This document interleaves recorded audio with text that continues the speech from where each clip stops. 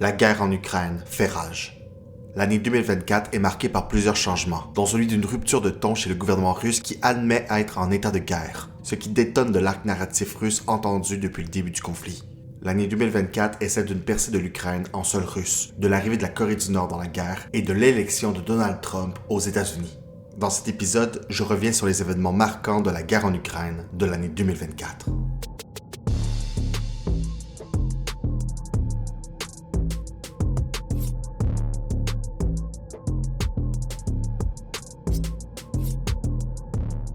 En 2023 et surtout en 2024, le recrutement de nouveaux soldats est difficile autant en Ukraine qu'en Russie. En Ukraine, la situation est si grave que les jeunes hommes fuient les soldats chargés du recrutement alors qu'aucune mobilisation obligatoire n'est en cours. Zelensky en vient à abaisser l'âge minimum de la mobilisation de 27 à 25 ans.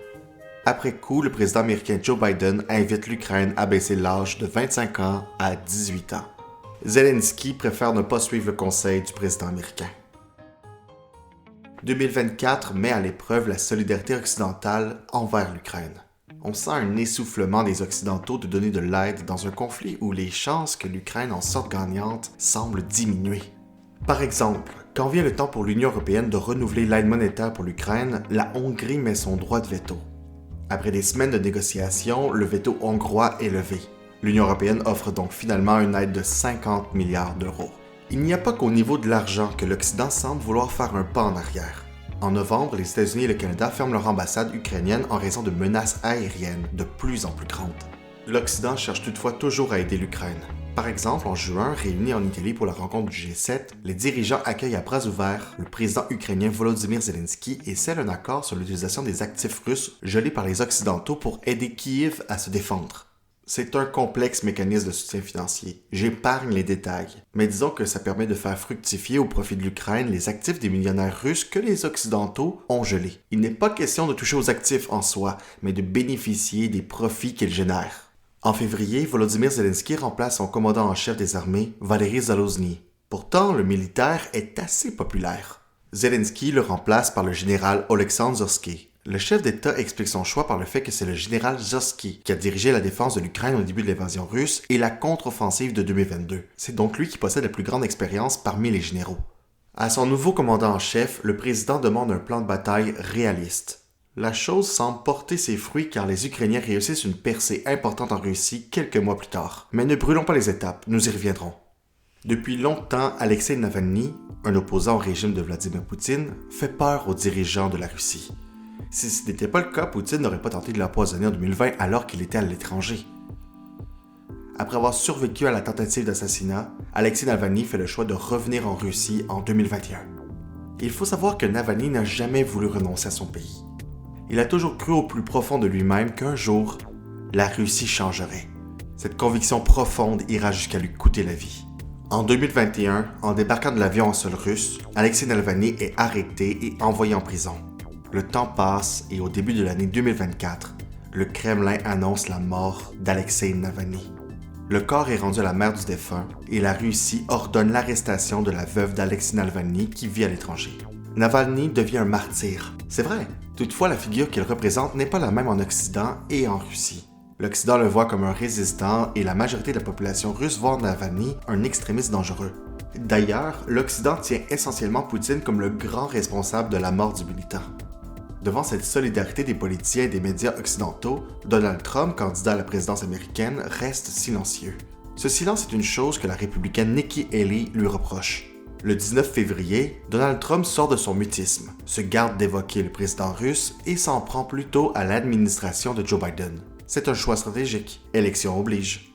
Dans un message sur son réseau social Truth, Donald Trump écrit « C'est une lente et constante progression qui nous conduit sur le chemin de la destruction avec des politiciens, procureurs et juges escrocs de la gauche radicale. » Il en rajoute en écrivant que les frontières ouvertes, les élections truquées et les décisions de justice carrément injustes sont en train de détruire l'Amérique.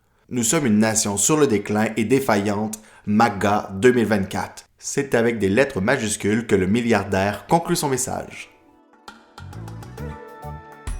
la Russie, une ancienne puissance impériale dirigée par Vladimir Poutine, et la Corée du Nord, un petit État familial totalitaire dirigé par Kim Jong-un, se rapprochent au point de s'allier officiellement en signant un accord de partenariat qui comprend un engagement de soutien mutuel si l'un des deux pays est attaqué. La Russie et la Corée du Nord parlent d'un niveau supérieur, c'est-à-dire une mise à l'écrit d'une convergence idéologique, militaire et économique entre les deux États.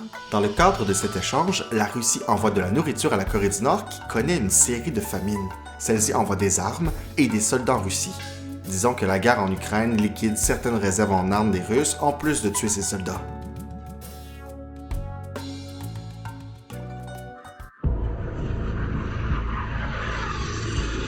Des avions de chasse dans les airs, des véhicules calcinés au sol. Scène de guerre et de désolation en plein territoire russe. Ce mardi, pour la première fois, un millier de soldats ukrainiens a franchi la frontière avec des chars. Il n'y avait pas eu d'évasion réussie en sol russe depuis la Seconde Guerre mondiale. La chose est inespérée. Les troupes ukrainiennes prennent une centaine de localités dans la région de Koursk, avec une facilité déconcertante et une lenteur de réaction de Moscou. Si la percée a été possible à Koursk, c'est parce que cette région, qui partage une frontière avec l'Ukraine, est la moins protégée. Les Ukrainiens saisissent donc l'opportunité. Il est important de détruire l'ennemi, exactement comme nos soldats savent le faire, avec détermination, car cela renforce la défense de notre pays et car cela donne des résultats. Plus nous exercerons de pression sur la Russie, sur cet agresseur qui a amené la guerre en Ukraine, plus la paix se rapprochera. Une paix juste par la force juste. La région crée une zone tampon pour se protéger de bombardements en provenance de Russie, en plus de donner une possible monnaie d'échange en cas de pourparlers. Devant la percée de l'Ukraine, Moscou se concentre sur les populations russes déplacées et met en place une opération antiterroriste. Ce choix lexical éloigne la perception d'un État en guerre pour se rapprocher du terrorisme. Sur le terrain, la stratégie de Vladimir Poutine est de se contenter de bombarder les soldats ukrainiens et donc de ne pas tout faire pour les déloger du territoire. Les troupes russes restent donc en Ukraine et continuent leur avancée. En envahissant la Russie, Zelensky veut montrer à l'Occident, dont le support est plus que nécessaire, que son pays peut gagner la guerre. On veut aussi remonter le moral des troupes et de la population ukrainienne. Dans le cas adversaire, cette percée de l'Ukraine force la Corée du Nord à montrer son engagement à soutenir la Russie. À l'automne, le chef d'État nord-coréen Kim Jong-un fait officiellement entrer son pays dans le conflit. Le rôle que joue la Corée du Nord dans la guerre inquiète l'Occident. Du côté de Vladimir Poutine, il peut souffler un peu parce que ce renouveau de militaires permet à son gouvernement d'écarter un peu l'idée d'une mobilisation générale.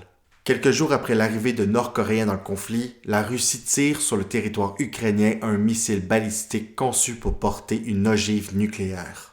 Après cette action, le président russe estime que le conflit a désormais tout d'une guerre mondiale et affirme ne pas exclure de frapper les pays occidentaux. Dès le début de la guerre, plusieurs pays se mobilisent et portent des sanctions économiques à l'égard de la Russie en plus de donner des armes à l'Ukraine. Là-dessus, les États-Unis sont de loin leur allié principal.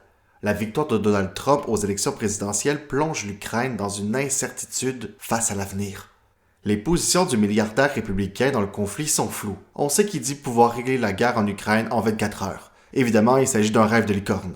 Aucun conflit de cette ampleur ne peut se régler en claquant des doigts. Volodymyr Zelensky félicite Donald Trump pour sa victoire électorale et affirme que la guerre se terminera plus tôt avec Trump à la Maison-Blanche. Difficile de dire si Zelensky croit réellement ce qu'il dit ou s'il veut flatter le milliardaire dans le sens du poil.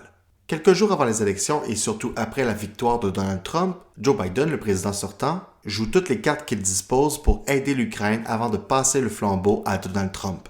Depuis un moment, Volodymyr Zelensky demande l'autorisation d'utiliser des armes à longue portée américaines en sol russe. Les États-Unis n'acceptent pas la chose de peur d'une escalade dans le conflit. Toutefois, Joe Biden revient sur sa décision en novembre. L'utilisation de ce type d'armes permet de frapper plus loin sur le sol russe, d'empêcher les avions russes de décoller dans le secteur et aussi d'atteindre des sites de carburant ou des entrepôts de munitions. Washington s'engage également à fournir des mines antipersonnelles à Kiev qui demandent la chose face à l'avancée des troupes russes. Une guerre ne se fait pas seulement avec des soldats. À moyen terme, l'assimilation et la désinformation peuvent faire autant de dommages. Au début de l'année, l'Ukraine estime à 20 000 le nombre d'enfants ukrainiens envoyés de force en Russie.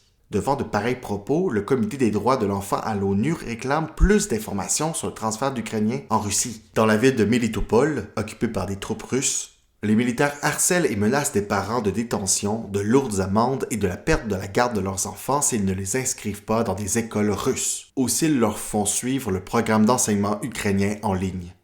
Un élève qui a parlé ukrainien à l'école a été conduit par les autorités sur des dizaines de kilomètres, un sac sur la tête, jusqu'à une région isolée. Abandonné sur place, l'enfant a dû rentrer chez lui à pied tout seul en guise de punition. Durant l'été, une vidéo et une facture qui sont censées prouver que l'épouse de Volodymyr Zelensky a acheté une voiture valant plus de 4,5 millions d'euros deviennent virales sur le réseau social X. Toute cette histoire est inventée de toutes pièces et tire ses origines d'un site web russe dont les images sont fabriquées par une intelligence artificielle. Le but premier de ce fake news serait d'influencer l'électorat français alors que la France est en pleine élection législative et où le Rassemblement national, un parti d'extrême droite, trône en tête des intentions de vote. Au début de la guerre en 2022, des pourparlers pour un cessez-le-feu s'effectuent mais mènent à un cul-de-sac. Il faut attendre en août 2024 pour que des espoirs de nouveaux pourparlers reviennent dans les discussions.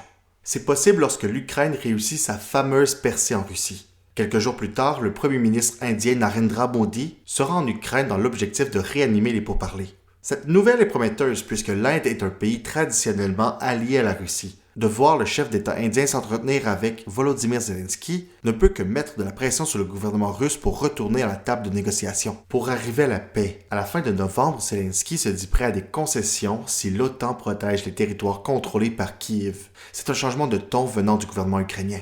L'année 2024 se conclut avec l'espoir de pourparlers et une incertitude pour ce qui est de l'aide internationale, surtout avec Donald Trump qui reviendra à la Maison-Blanche en 2025.